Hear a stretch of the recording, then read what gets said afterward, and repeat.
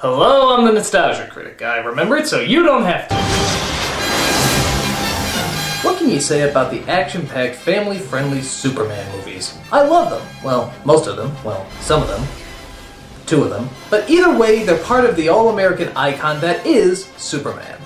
Now, for as good as these movies get and as bad as these movies get, they all have their fill of stupid moments.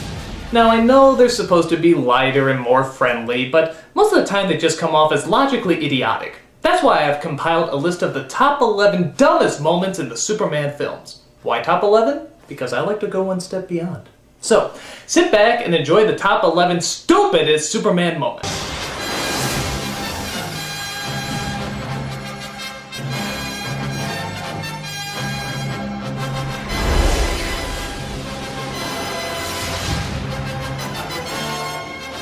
Number 11. The casting of Superman Returns. Now, I don't mean cast members like Kevin Spacey and Frank Langella, they did okay. What I'm mainly referring to is Brandon Routh as Superman and Kate Bosworth as Lois Lane. I mean, they weren't god-awful or anything, but they look 16! It's like if Superman met Dawson's Creek. Oh, wait, they already did that, but you get my point. They're simply too young to be in these roles. When I saw the first Superman movie, I didn't see actors, I saw friggin' Superman and Lois Lane. When I saw this new movie, I saw kids dressing up for Halloween. Where'd the real actors go? Sounds cheesy, I know. On top of that, they were pretty bland. I mean, both of them are supposed to be strong-willed, clever, and spunky characters. But here, it was like watching first graders holding hands at a school play. You didn't really buy it. It's a little alien. I guess the reasoning behind this casting was, despite his age, Brandon Routh did look an awful lot like Christopher Reeve. Well, if that's the reasoning, why didn't you hire this kid then? I don't know. Like I said, these two aren't horrible, they're just miscast. And when your protagonists look like people you'd ask to the prom rather than all-American heroes, something is definitely wrong. Personally, I think that's a load of crap. Number 10. The dumbass kid at Niagara Falls from Superman 2. Yeah, you remember this little moron? I mean, I know you gotta put people in perilous situations, but how dumb is this kid? And where the hell is his mother? Hey, Mom, look! Uh-huh. Yeah, honey, that's nice. Just don't fall off into the waterfall, okay, honey? I lost 5 of your brothers that way. I know kids do stupid things, but this is pretty hard to swallow.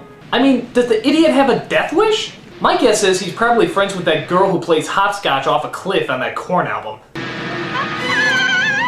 That came totally out of nowhere! Remember me as a foolish clod! Of course, though, Superman comes in to rescue the boy and save the day. Take that, Darwin! Natural selection doesn't win today! There you go. Again! No, I'm sorry. Only one ride to a customer. And if you try to commit suicide again, I'll kill you. Number 9. The romantic flying scene recap from Superman 4. Now, we all remember the flying scene from the first Superman. It was charming, romantic, and all that other mushy stuff. But when you try to recreate it scene by scene, that's just embarrassing.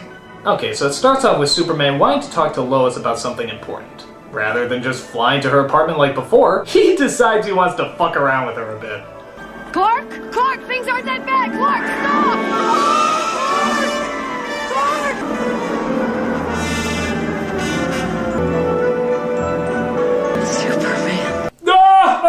I thought the threat of imminent death would be good for a laugh. Seriously though, I am a human god.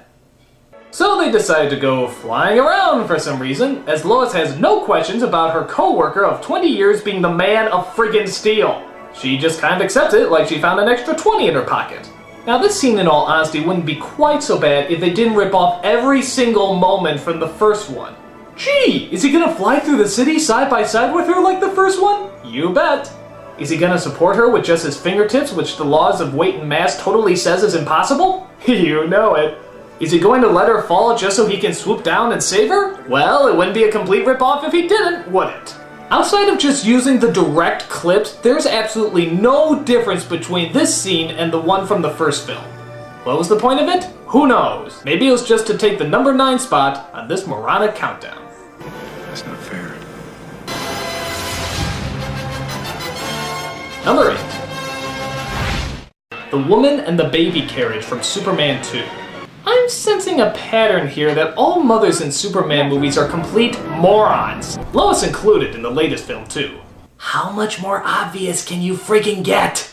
But this one takes the cake, as a large tower is about to fall on a woman and her baby. So what does she do? Absolutely nothing. No, worse than nothing. She covers the child with her body.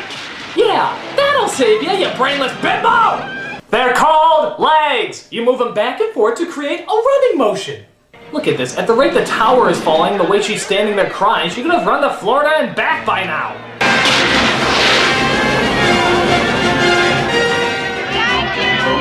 Thank you for not making me run in heels! I almost killed my only son.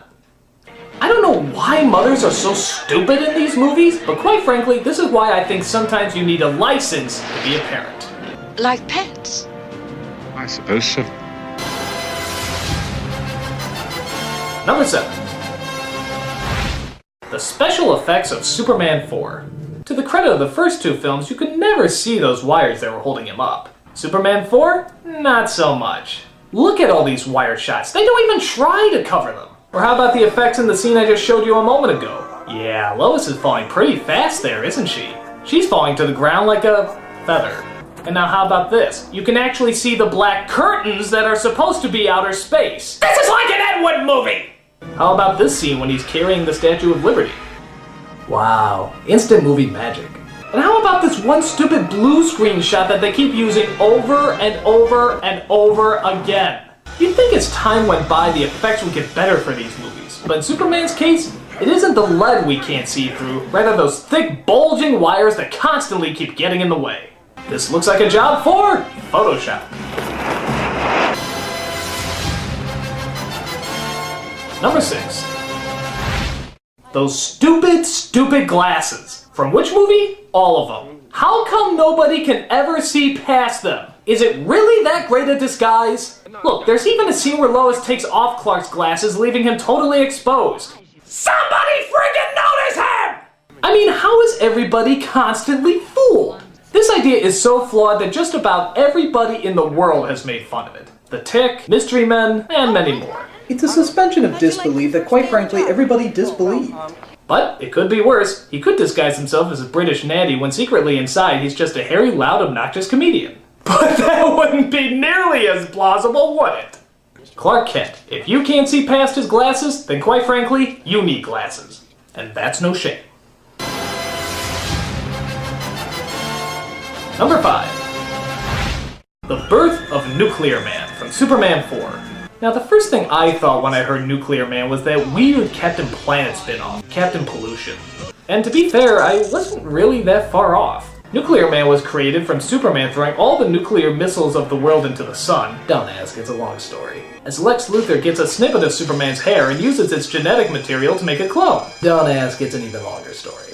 When the missiles are tossed with the hair inside, he gives birth to Nuclear Man. Alright, I'm actually willing to buy some of this nonsensical bullshit up to a certain point. And that point is, who is born with skin-tight spandex and a cape? What chapter of DNA genetic structure says that's possible? I mean, did he put a strand of Superman's costume in there as well? How does that work? Well, in any case, Nuclear Man's birthday suit is quite literally a suit, leaving us with all sorts of questions of implausibility. So, since you're born with an already fitted gay pride parade costume on, what are you gonna do? First, I have fun. Just like that, I'm sure you'll find it. Number 4. The opening of Superman 3. Talk about a movie that was already doomed from the start. First of all, look at these credits. All the Superman films began with the credits flying in space, with that kick-ass John Williams music. But this one, it looks like they were added in at the last minute. It's like that stupid Star Wars text option that comes with most movie editing software. And after that, it's pretty much just a half-assed Laurel and Hardy routine. As a guy trips looking at a woman, a lady on rollerblades crashes into a hot dog cart, the hot dog cart knocks over some phone booths, a toy penguin is set on fire, which scares a little doggy that knocks a woman over carrying groceries. Hit the man into the fan and knock the ball in the rubber duck top. I guarantee it's the craziest crap you'll ever see. You get the idea. It's about as obnoxiously overblown as a comedy routine can get, looking absolutely nothing like a Superman movie. In fact, the title just passes by. You wouldn't even notice it. But how can you when a man confuses his walking dog for a road painter? Yeah, because all blind people are friggin' idiots, right? A car speeds out of control, hits a fire hydrant, starts filling up with water. You figure that one out. As Superman comes in to rescue the guy from drowning in his own vehicle on dry land. This is like the dominoes of human misery. Seriously, all that's missing to top off this cliche comedic slosh is a fucking mind. Oh, you gotta be kidding me! This honestly does not seem real. I don't think there's enough wah-wah music to get us through this opening.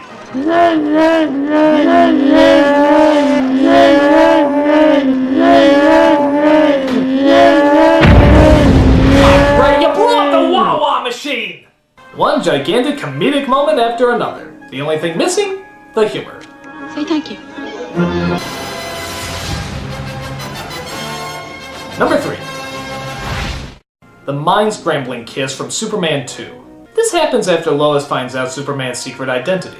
They go all the way through the movie, and I mean all the way, until they get to the very end, as Superman feels Lois's life would be a lot easier if she never knew who he really was. So he gives her a kiss that somehow deletes all memory about him being Superman. What's happening in the world? How the fuck does that work? Is there a mind-altering breath mint he slips her, or does his tongue just work his way into her brain and take out the parts he doesn't like? For that matter, why doesn't he use this power more often? I mean, it'd be weird, but he could technically use that kiss to give all the supervillains amnesia. He'd fly up to Lex Luthor and he'd be like, Superman, allow me to explain my evil plot. Who the hell am I? I mean, okay, it'd be gross, but imagine how many lives you could save. This was obviously used to get people back to the status quo. Lois doesn't know who Superman is, so it keeps the romantic mystery alive. But really, the only mystery left in all of this is, how the hell did that kiss work? Not one of your great thinkers. Number 2. Richard Pryor in Superman 3. Now, we've all seen Richard Pryor on stand-up and even in other movies. So we know this guy was not only funny, he was a comic legend. But I think somebody forgot to tell him that when he did Superman 3. Because good God, this is one of the unfunniest performances ever. And it wouldn't be so bad if he didn't have too much screen time, but to be honest, I think he actually has more time on screen than Superman does. Just watch some of his hilarious antics. He was great! He was just flying around. Cape was blowing in the wind. And he landed right in the middle of this big plantation. Dun, dun, dun, dun. Right? And he checked everything out, right, with his X-ray vision before he did that. Dried up everything. Just like that. I'm talking about dried it up like the machines that they have in the men's rooms. You know what I'm talking about? The hot air comes out and you put your hands under there and you dry them off. Sometimes they don't work, right? It's the Ross. It was the big.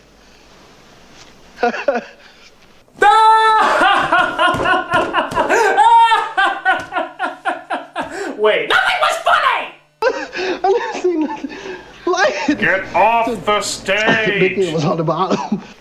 Superman's bad. No, you're bad. I mean, you're really bad. I seriously don't know who's to blame. The director, the actor, the writer, I don't know. But nothing about him works. It's like one of those gamma rays came out and sucked out all the funny from him. I mean, what happened? Don't call me a bum. I'm not a bum. From comedic god to comedic clod, this is one performance from a comedy legend that I'm sure he wants to forget. Thank the Lord for Superman. And the number one dumbest Superman moment is spinning the Earth backwards from Superman 1. It's ironic that the first and best of the movies should have the biggest flaw, but in this nonsensical, moronic conclusion to an otherwise flawless movie, it's pretty hard to overlook. It all starts as Lois Lane actually dies in an earthquake because Superman could only stop one missile but not the other. So we have a very sad and very dramatic moment, which is suddenly botched by probably the biggest cop-out in Superman history. Superman flies around the world several times, forcing the rotation of the Earth to go backwards, thus sending everything back in time. That way he can stop the other missile, allowing Lois to live. Where the hell do I begin? First, if you stop the Earth and spin it back in time, you wouldn't time travel. People would just fall off the friggin' thing. And everyone will fly off the face of the Earth. Second, if Superman can fly so fast that he could spin the Earth backwards, why the hell couldn't he just get both missiles then? Look, one would be there and one would be there. He passes them in like a nanosecond! Even you, with your great speed, couldn't stop both of them. No, he's just fast enough to fly around the Earth and change the rotation. Third, if he went back to save Lois, that must mean there's another Superman somewhere stopping the one other missile from before. So, really, shouldn't there be two Supermans flying around? I mean, where's the other one?